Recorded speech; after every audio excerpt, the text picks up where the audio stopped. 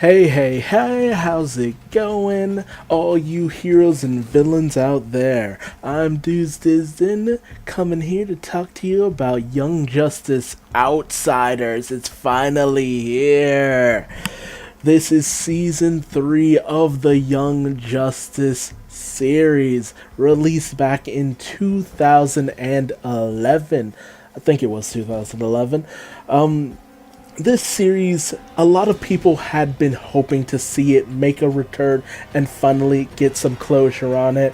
Wiseman's just been one of these guys who just keeps creating these dynamite, awesome series that just never seem to be able to reach an actual conclusion. It's like, it's the Wiseman curse, basically.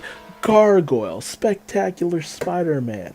But finally, it's here. A series that he's coming to finish. He's gotten enough support. There have been enough complications have been moved out of the way in order to bring this series back to us. Brought to you on the DC streaming service, DC Universe. All 3 episodes were brought to you all at the same time, and because of that, instead of just kind of speculating from episode to episode, I'm just gonna bring things to your attention that you might not be aware of here and there, because I have a decent, I won't say an expansive, but a decent knowledge about the comic book continuity. So I thought I'd just go in, just, give my 2 cents about what they use, what they don't use, what they shuffle around into certain places, in order just to kind of bring that out there to the masses, as, so much of the other episodes, the first 3 episodes have already dropped, so no reason to just start speculating from here on out. But let's jump into it. This is episode 1, titled Prince's All. We open with basically the end game, the finale of Invasion, the 2nd season of Young Justice, where Dick just says, hey, Calder, I want you to lead the team with Barbara. She's got enough experience, which we know. Barbara Gordon, in DC, is just such a tech whiz, a planner. She's a thinker, especially as we see later on. Well, not so much see, but hear later on that she's become Oracle in this continuity, which shows that she has been more than likely wheelchair bound by the Joker, very much like how Jason Todd was also killed a few years ago. And it's that whole situation where this series has taken a little bit more of a darker turn in certain places. But, getting ahead of myself.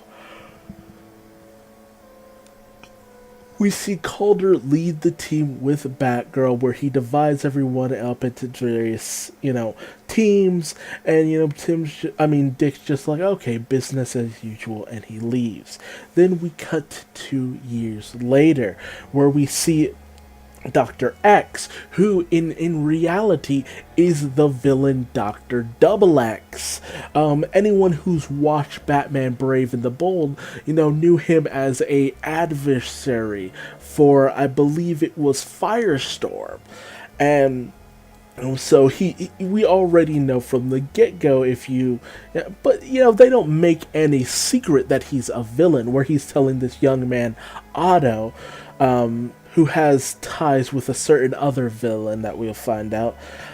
We find him initiating a protocol called the TAR Protocol, where he, has these people, this young girl who supposedly died of a heart attack. She undergoes this procedure where she, is, submerged in this tar-like substance. And because of this, her metagene activates. That's the whole big thing here. That's been the growing thing with the Reach, contaminating everything in order to bring out people's metagene. That's still being continued, where we're seeing the metagene activated.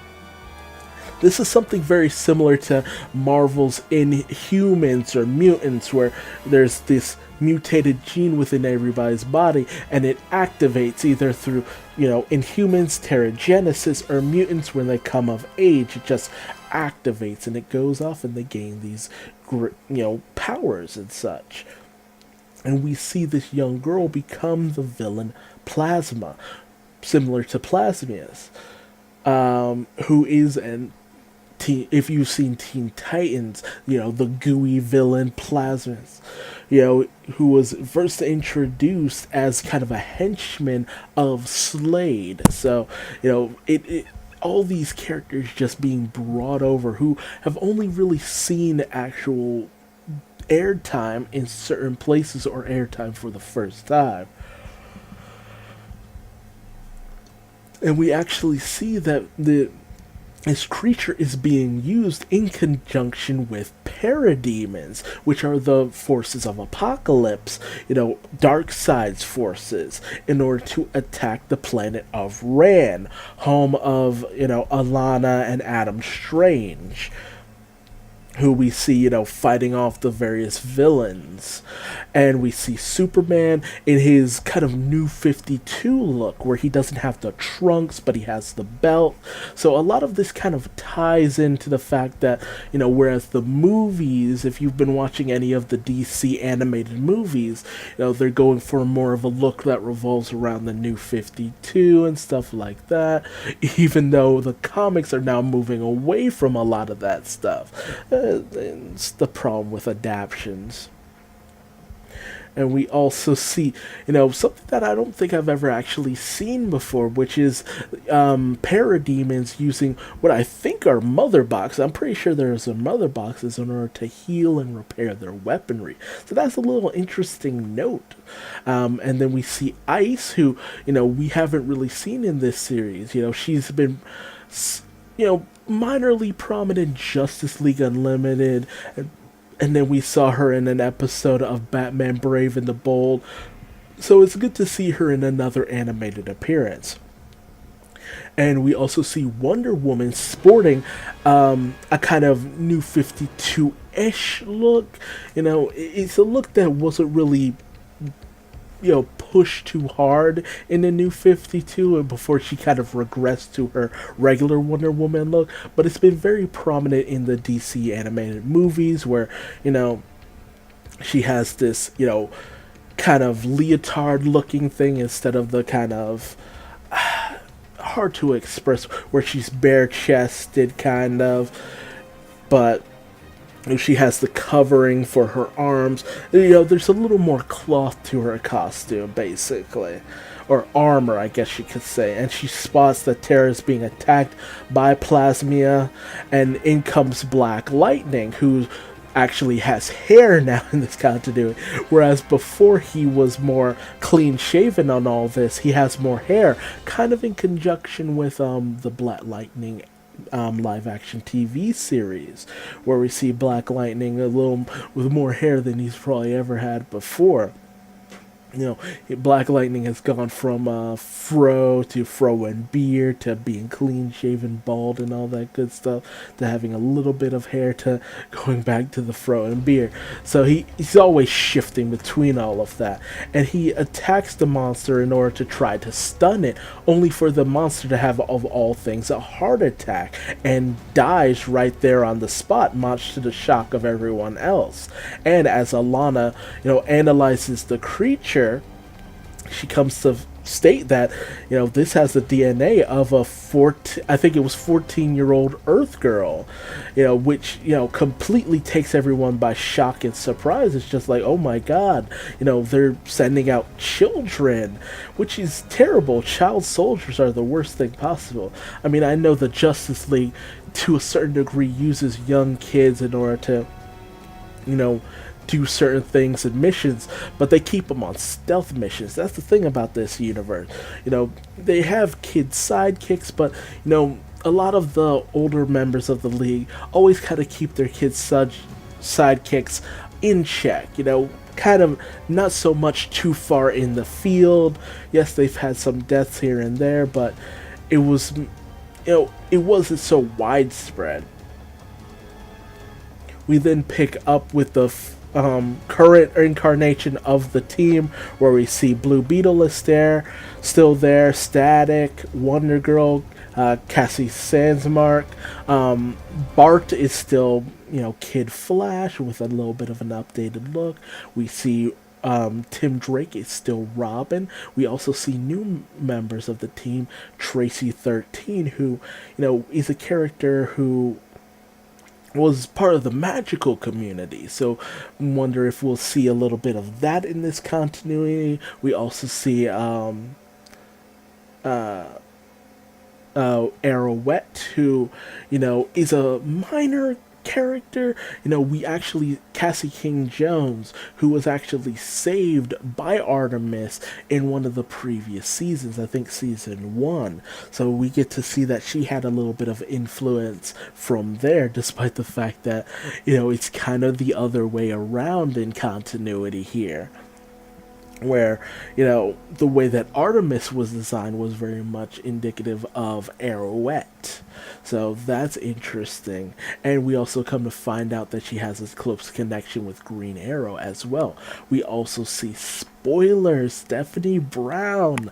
Oh, it's so good to see her here, which is very interesting because knowing that Barbara Gordon is Oracle in this series, that brings the question who the current incarnation of Batgirl is. I wonder if we're at some point going to see Cassandra Cain in this continuity, who has gone by the title of Batgirl, but in current comics continuity is going by the title of Orphan. So a lot of characters who I'm glad to see, even though they don't have speaking roles in this episode, just some very awesome characters. And it's actually very interesting because, in most continuities, Tim and Stephanie, spoiler, are a couple. But here it's Tim and, Wonder Girl.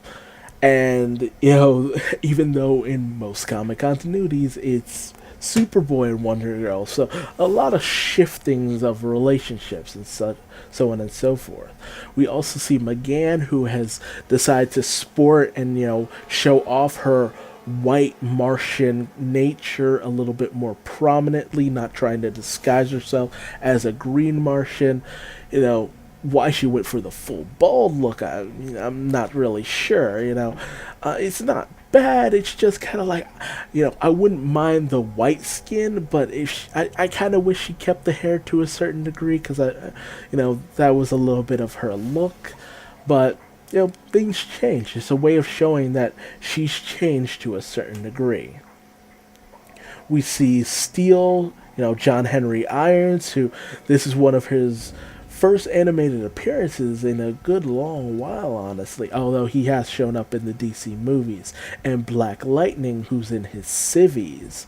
We also come to find out that Calderon has become Aquaman in their interim and is the current leader of the Justice League, as they have more of a rotating roster, something that I wish we saw more in the comics. We don't see that too often in the comics, where they rotate leadership. It's just kind of everyone just kind of does their own thing or does their best here and there. But Calder is leading the league, which is very interesting because his comic book counterpart, only ever gets so far in the comics. He's always very young and inexperienced, the newest member to Aquaman's group, and even then he doesn't really get too much involvement with Aquaman, if nothing else. So it's very interesting to see him have such a prominent role in something. And so we have this whole meeting with the League, where we see that Dr. Fate is still a member, showing that Zatara is still under the control of Naboo. Black Canary's there, Green Arrow's there, Captain Marvel, or Shazam, I don't know what they're going to call him in this series, is there. Steel, we see Black Lightning, Red Tornado, Batman, Zatanna, is still a member, of course, and Rocket is still a member. Good to see. And we also see some interesting faces here. Plastic Man, who's sporting a newer look than we've seen before. Katana, who I'm wondering how much involvement she's going to have, all things considered, since this is called Outsiders, and the Outsiders, the original comic book incarnation, consisted of Geoforce, who we see later on in this series, Metamorpho, who, if you've seen the trailers, he's involved, Katana herself, Batman, Halo, who we know is also going to be in this series. A lot of members of the Outsiders are in this series, but Young Justice has always kind of been a thing where it just kind of shuffles around the workings of certain teams. So I wonder how tied in that's gonna be. We see, Barry is still the Flash. We also see Hardware, a character from the Dakotaverse, who was a mentor of sorts to Virgil Hawkins' Static Shock.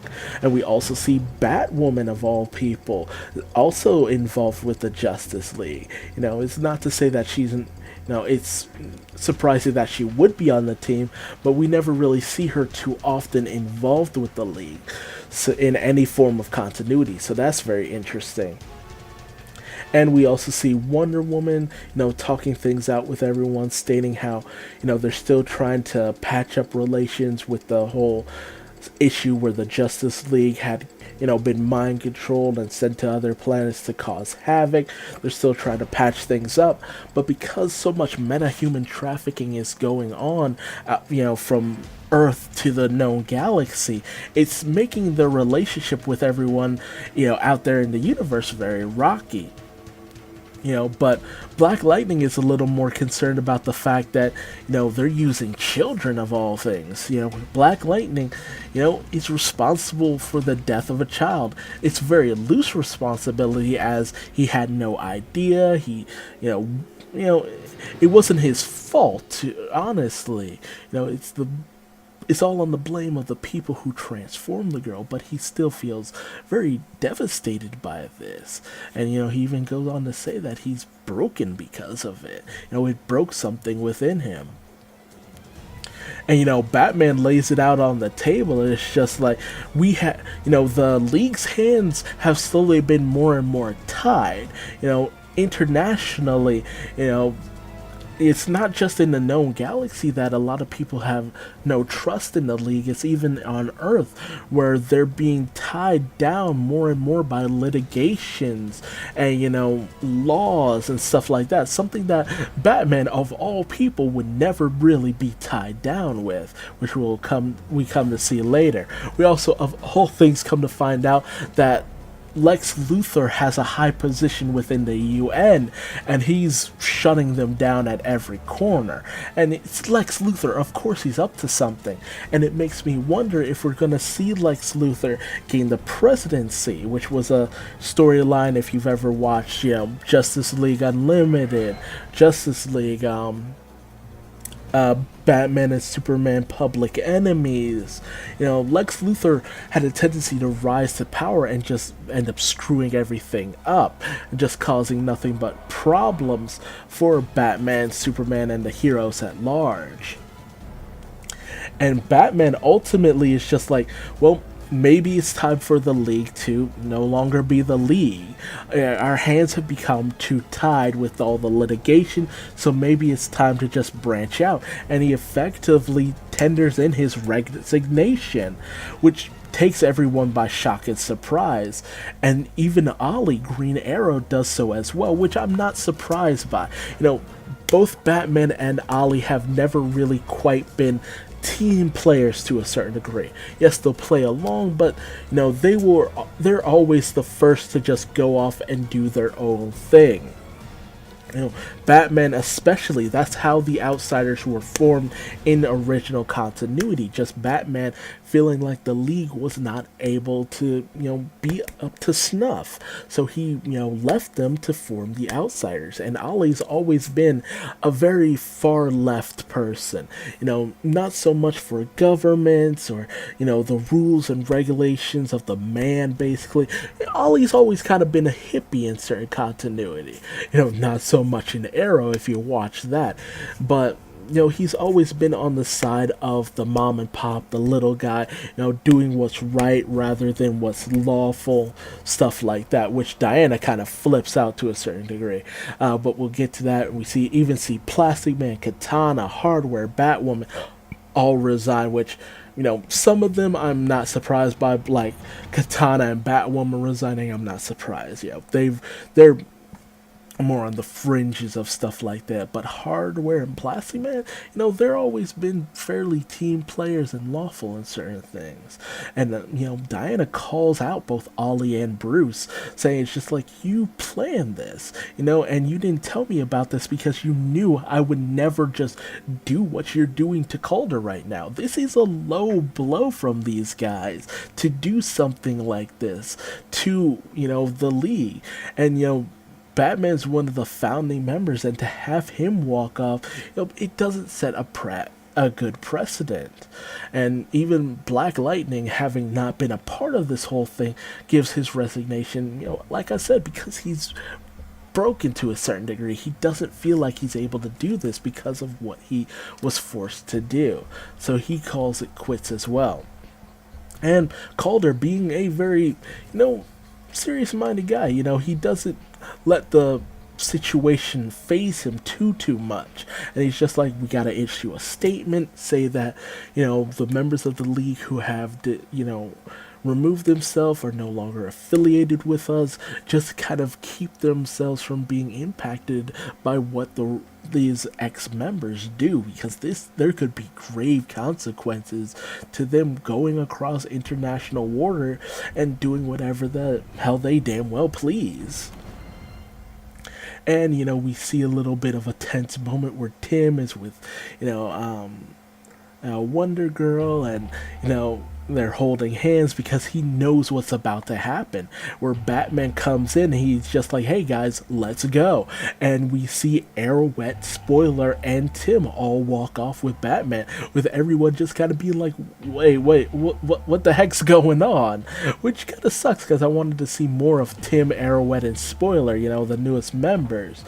But Batman even extends a hand to Black Lightning as well, who's just like, no, after what you pulled in there, at least it wasn't the league was an elected thing where we chose a leader, but, the way you went about this, it rubs me the wrong way, which, makes sense. It was a kind of an underhanded move on Bruce's part. I get where Bruce is coming from, but it was really messed up way of going about this. And Black Lightning tells Virgil, hey, maybe you can find another mentor, someone to teach you, which is unfortunate because I would have liked to see more of the relationship between Black Lightning and Virgil. He has, Jefferson has kids, and I would like to think that maybe he saw a surrogate son in Virgil. So Calder makes this remark. It's just like, maybe Tim had the right idea of stepping away from all of this, and so we end up cutting to Dick, who has been infiltrating various operations of metahuman trafficking, freeing various people, and destroying these warehouses wherever he can come upon them with the help of Oracle. And a hotbed of all this activity, where the tar process has been coming from, is Markovia. And we cut over to Markovia with Cat Grant, who is known for pushing buttons, a former member of the Daily Planet, same place that Superman, Clark Kent, and Lois Lane work. And it's the anniversary of when Tara Markovia, Tara, as they pronounce it here. If you've seen Teen Titans or Teen Titans Judas Contract, yes, that same Tara who gained the abilities to shift Earth to a cataclysmic degree. If there's the same relationship we had going on here, if Deathstroke did the same things, it makes you wonder, but we'll have to see. But Tara is, been missing for the past 2 years. the end of Young Justice Invasion. So maybe we'll see something with Terra in the comic books, which takes place, at the end of Young Justice Invasion. But you see Cat Grant talking things over with Brian Markov, who later becomes the hero Geoforce with the ability to control Earth, much like Terra. They're siblings. They have a similar mutagenic gene in them, which allows them to do very much the very similar abilities and powers. And Brion is being passed over for his brother, who's a little bit older, if to be the next in line for the crown. But that's little bits of detail peppered in. We have the king and queen, who are also talking about refugees from Kandak, which is actually a place, I believe, that was the former home of Black Adam, the Shazam villain. So, lots of little bits and pieces. That's Greg Wiseman to a T. He always peppers in all these little bits of detail and information here and there in order to just kind of bring the world to a greater whole. And they're bringing in refugees and stuff like that, just issuing a statement on this whole thing, which is very topical considering, if you live in the US, our certain border situation.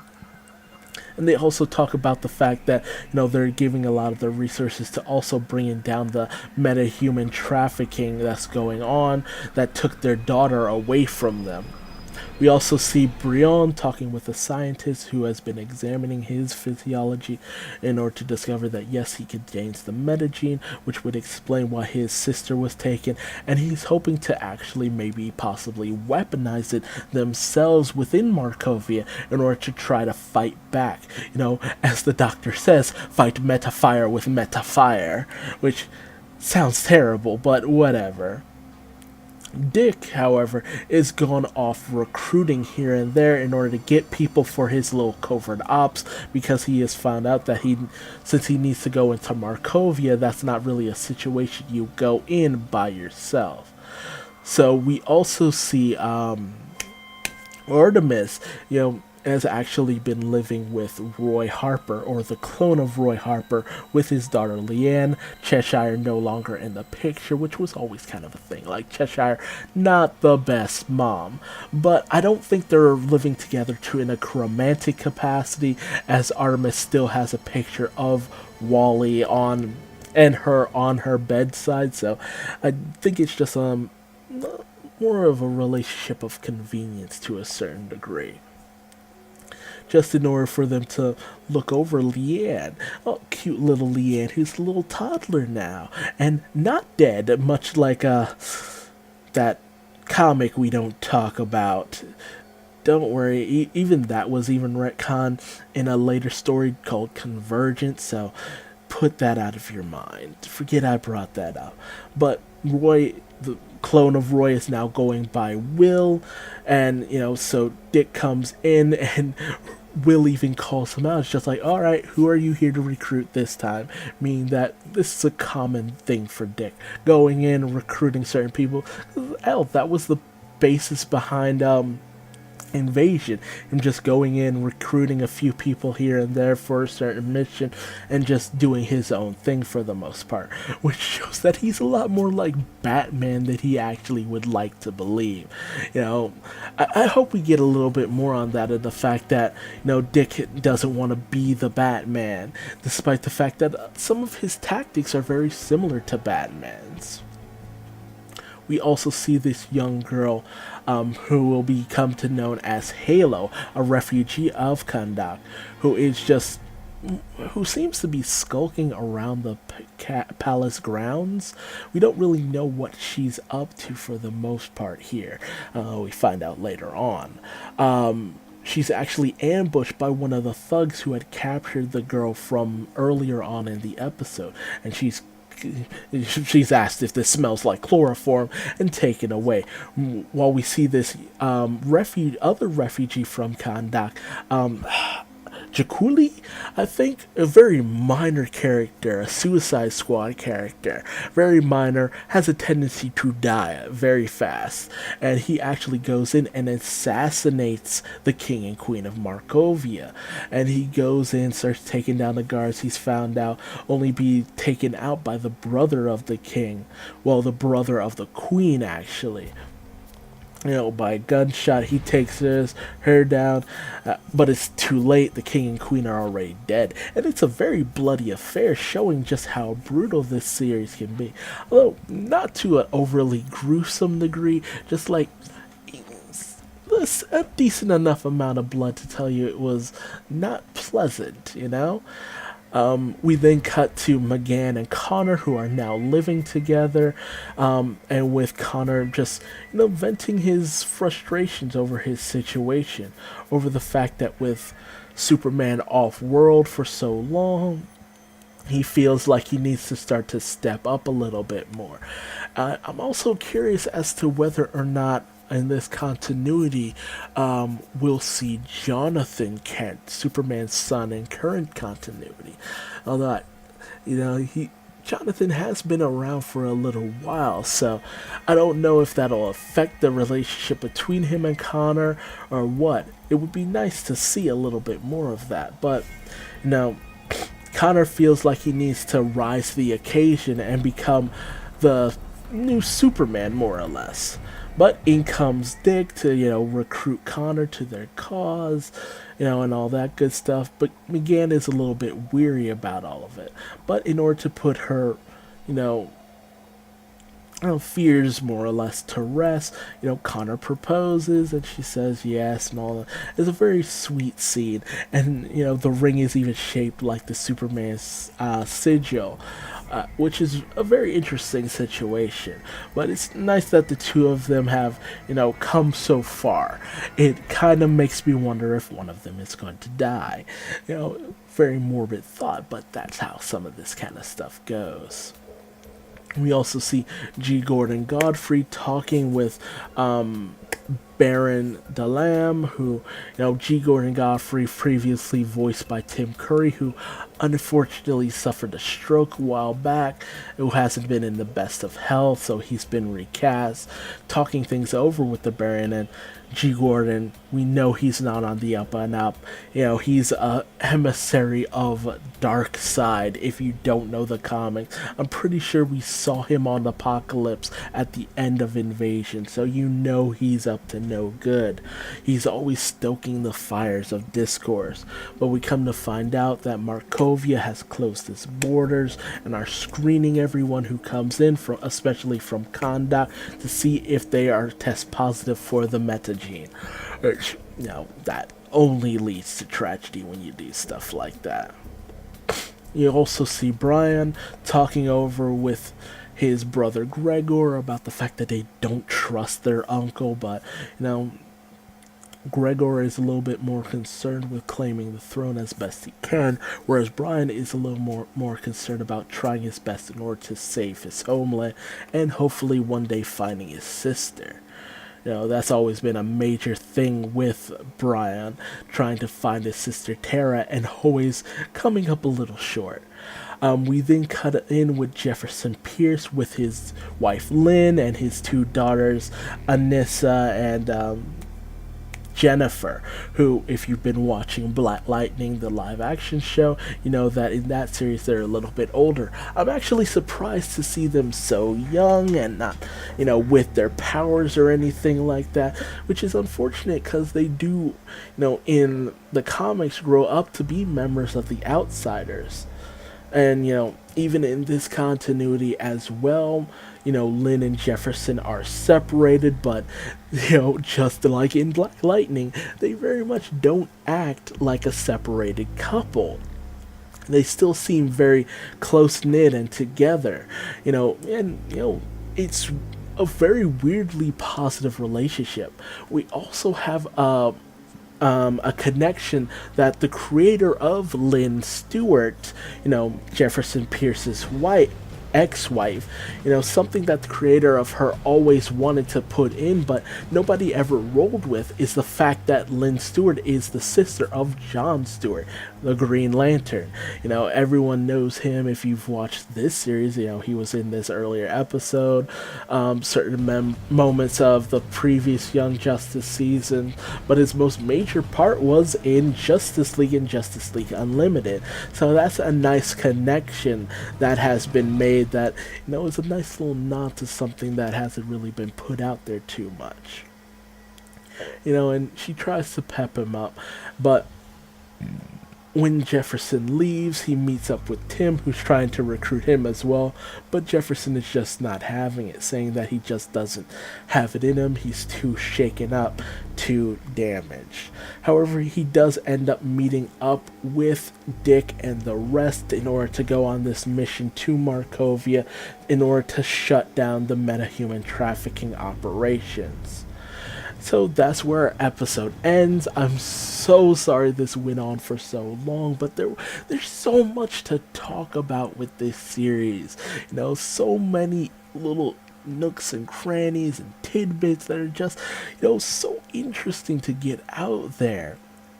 Some of it I knew personally, some of it I was surprised to find out from other sources, and I also love this end credit scene where you see Artemis's dog Bruce Lee with a little Wally doll. It's so adorable. Most adorable ending credit scene ever. But it's just so fascinating to see all the little bits of information and stuff like that. It shows that the creators of this series just know their stuff. They know how to interject enough information that true comic book fans will just latch onto and be like, oh man, that's such an interesting little Easter egg. And people who don't know, it helps flesh out the world, mentioning all these locations and characters and stuff like that. Using Jack Cooley, who is such a minor character, who has little momentary bursts of speed, and even playing reference to the fact that he doesn't live that long. His original appearance, he was in for all of two issues, before he died. So it's just like little bits and pieces like that. Dr. X being, this mad scientist, downplayed and all that. The connection with Otto, who, spoiler alert, is the villain Plasmia, who, and his sister being this plasma-like villain and all that good stuff. It's just such little interesting tidbits just sprinkled throughout here and there. It just does so much for me. But I've gone on long enough. Tell me your thoughts in the comment section below. Tell me if I missed anything. What little bits of information that I didn't, pick up on that you picked up on. Or if you found out something interesting, tell me what you just found out from this video or, any other place online. And if you liked my review or my little Easter egg hunt, basically, leave me a like, or if you didn't, feel free to leave me a dislike. This video has gone on long enough. If you didn't much care for that, let me know with a thumbs down or in the comment section, and I'll try to make the next one a little bit shorter. I don't want to drive through all these episodes lightning fast because there's just so much more you can get into, and being the comic book nerd that I am, I just have to vomit all of this information out ad nauseum. But how about subscribing, because I'll definitely be bringing you more episode reviews of Young Justice Outsiders, because I have too much excitement over its return and I have to let it out. But until next time, I will see you in the next video. Bye bye.